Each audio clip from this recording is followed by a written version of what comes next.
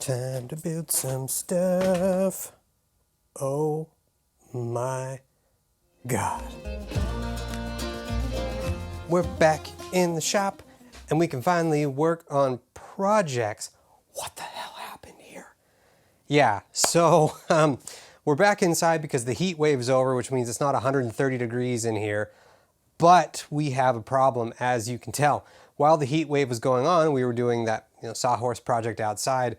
We used the shop as storage while we reorganized some other part of the house. And I also kind of let myself go a little bit. So something needs to be done about this. I mean, I keep a cleaner shop than this. Not perfectly clean, but cleaner than this. And frankly, I'm kind of tired of not having a very nice, clean shop. Well organized, super efficient, nice to work in. It's time to do something about that. Why? Because not only is having a shop like this, which I'm sure some of you do, and I'm not trying to rag on you because obviously I'm in the same boat. Having a shop like this is not only, I mean, you can count the hazards, tripping hazards, fire hazards, not being able to find what you're looking for hazards, electrical hazards. There's probably rats living in here somewhere. And not to mention, I've got dust all over that, which is not cool. I know deep down in my bones that this space could be a lot better than it is. It could be more efficient, more organized, more productive, more fun to work in. But that also means I need to get my ass into gear and start purging this infestation of disorganization and waste. That would have sounded a lot cooler if I used a Southern accent and put on like a Colonel Sanders suit. But how do we start? What stays? What goes? What do I organize? What do I keep? What do I get rid of? How do I organize my shop space? It starts with just 3 rolls of tape and a few questions. Pfft, tape. Ha! Okay, you got me. Tape doesn't solve the problem, but it is a really powerful tool that can help us solve the problem. Let me show you what I mean. First, I gotta clear some stuff out of the way.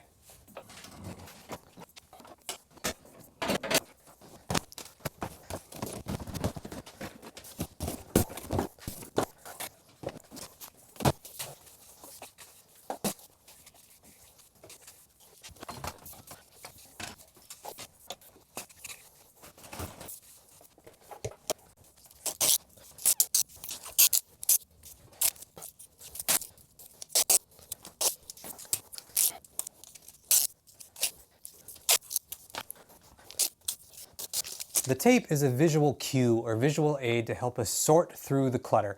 So what I've done, obviously, is pushed everything back and taped off 3 large rectangles on the floor. This is our holding area. If you don't have the room in your shop or space to do the holding area thing, you can just use boxes, storage bins, or even IKEA bags. Just make sure you mark them appropriately and you have more red than yellow and more yellow than green, which is what I've done here on the floor. There's a reason that I made the red rectangle the largest, the green the smallest, and the yellow one somewhere in between. That's because we want to keep close at hand and nearby, easily accessible, the things that we use daily or very often.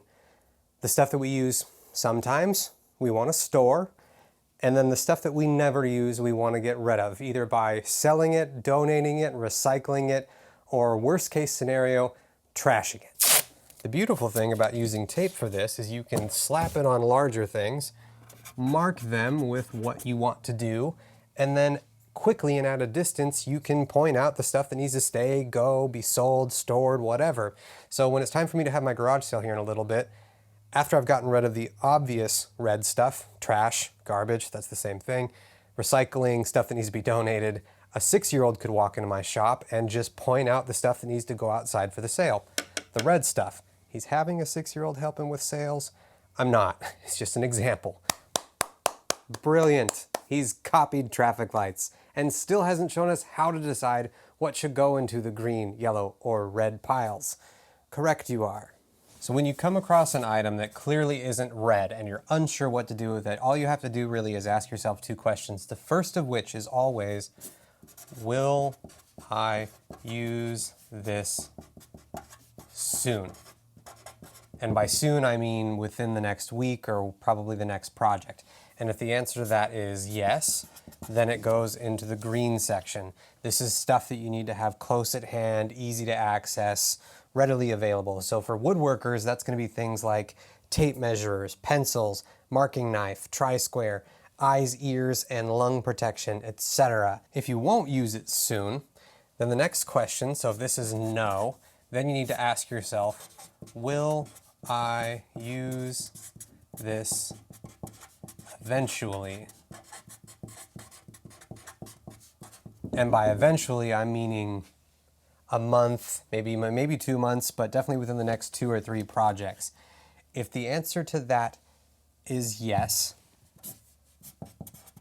then you can move it into the yellow area to be stored or delegated for later. But you really have to be careful with this question, especially if you're the type of person that has that, oh, I'll find a use for it. There's got to be something that can be done with that. You'll end up holding on to it, and that's exactly how we ended up in this situation in the first place. Just, I'll find a use for that. That's got to be good for something. I can't get rid of that. And then you have too much stuff and you don't know what to do with it. So you got to be really honest with yourself and ask, am I actually going to use that? And if the answer is yes, store it. If the answer is no, then it goes into the red section to be sold, recycled, donated, thrown out, whatever needs to happen. The other thing is, when in doubt, move it out. If you ask yourself this and you're still not sure, yes or no, err on this side. These 2 questions alone should do the bulk of the work for you, but there are a couple more questions if you're really in the weeds with this one and you're not exactly sure and you're kind of on the fence about what to do. One moment, let me get that list. All right, bonus questions. So with those first 2 questions and these ones in hand, you should be able to decide pretty much anything that needs to stay or go. The first one being regulations. Do regulations require this? If they do, in your shop, work, house, whatever, obviously hold on to it. If not, get rid of it.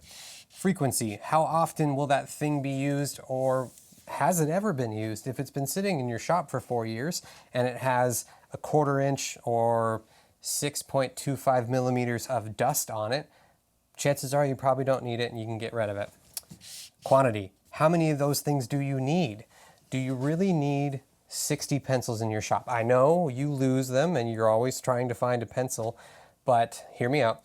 Maybe the problem is not that you don't have enough pencils, it's you don't have a good system to keep track of your pencils. I know I'm going to draw a lot of flack for that, and I probably just ostracized half of my audience, but I'm in the same boat as you. I think I have like 70 mechanical pencils in my shop, and I don't need that many. I need to just do a better job of knowing where my pencils are.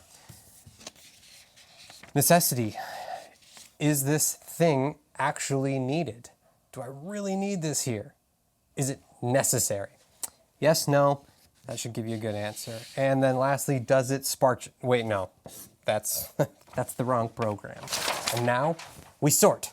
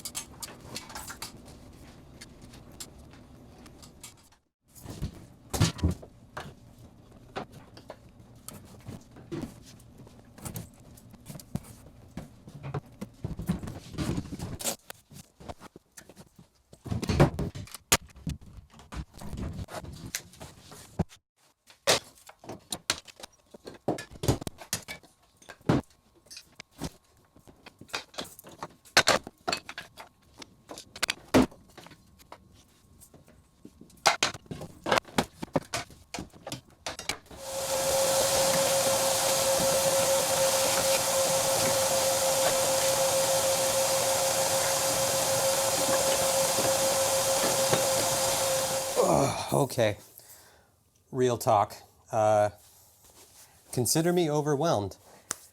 This is a lot of work. I've been doing this off and on pretty steadily for about a week now, and I feel like I haven't really made a dent.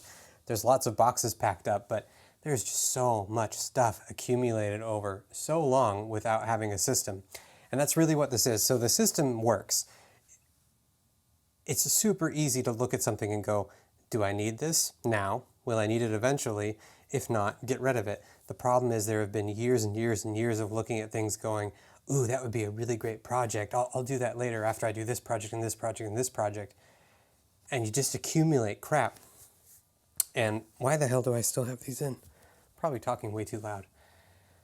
Until you run into the point that you have all these unfinished projects and you don't know what the hell to do with them, and they're in the way of the actual things that you're working on, which that's the other thing I'm running into now. There's not enough space.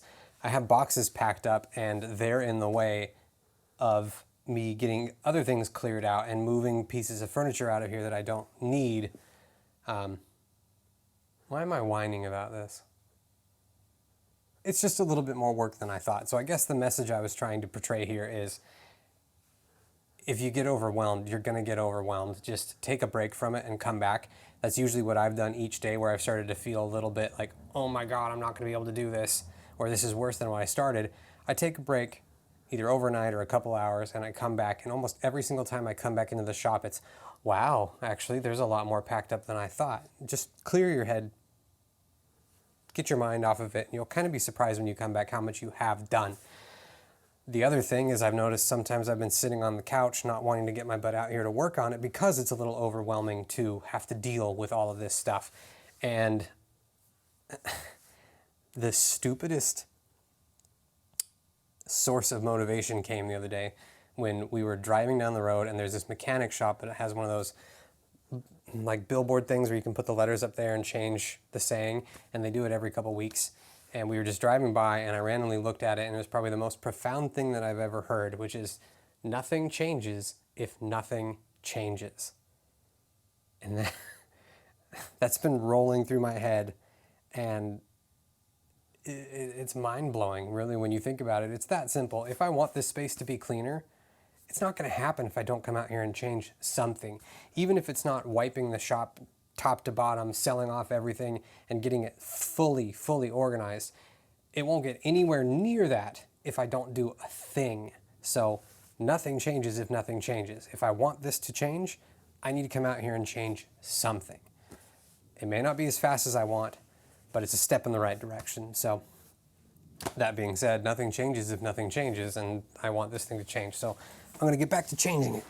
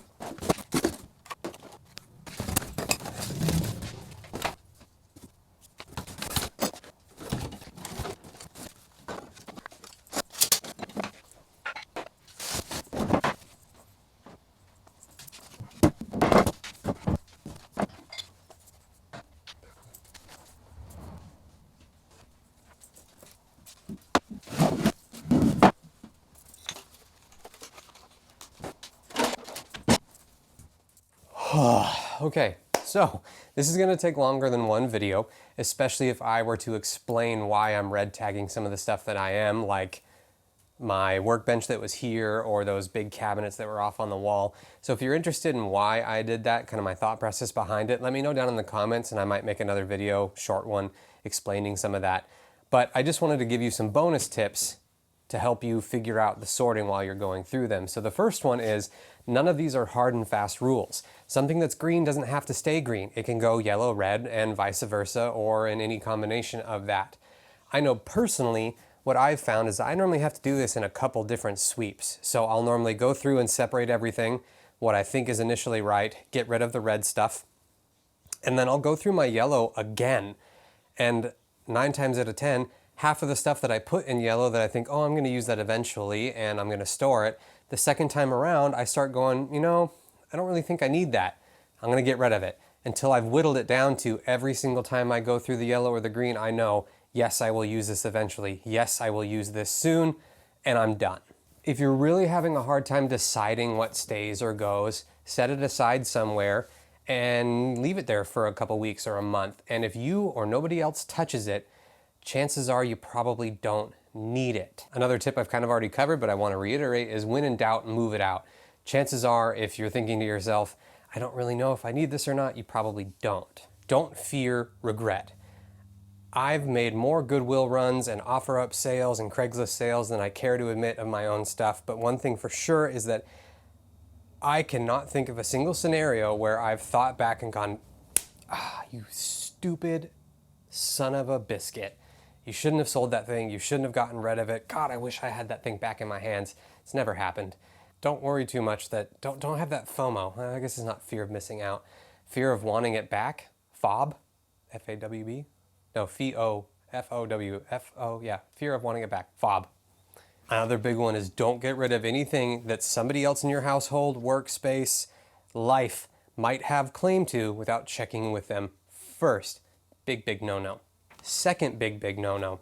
Do not try to force this on anybody else. Like Paul Akers says from FastCap and the whole lean thing is, we all have enough waste in our own lifetime to not have to ever worry about anybody else's waste. If they want to declutter, or God damn my legs. If they want to declutter or organize their own space, they'll see you and how well you've done it, and they'll ask you for your help. Otherwise, keep your mouth shut. And the final one, big one for me, is just start. Especially when it comes to making these YouTube videos and other things in life. I get paralyzed in action where I'm so concerned about doing it the correct way that I don't get anything done, which is just a huge waste of time and, I guess, effort. Not even effort because I'm not doing anything, but I think you understand what I'm saying. The fact of the matter is you'll almost never do anything correctly the first time you do it. And even if you do get as close to doing it correctly as you possibly can, the act alone of doing it, you've already learned something so that if you were to do it again, you would do it better than the last time that you did it. Even if you get close to correct, you'll always be able to do it better. So just get to work. Beyond that, in the next video, all of this stuff should be fairly well cleared out and sold off, and we can get into the action of making this space as functional and neat and presentable as I possibly can. So make sure you're subscribed for that. And a special thanks goes out to The Sauce, as well as my other patrons on Patreon, which is a great way to support the channel if you're interested. If not, no worries. Sharing this video is a superb way to support the channel. Until the next one, since somebody already commented and pointed out that my tagline ending is too similar to The Essential Craftsman, even though I didn't know that, and I don't know how many YouTubers start with, hey guys, blah, blah, blah here. Let me try a different one. Until the next video, I'm Ron Burgundy. Go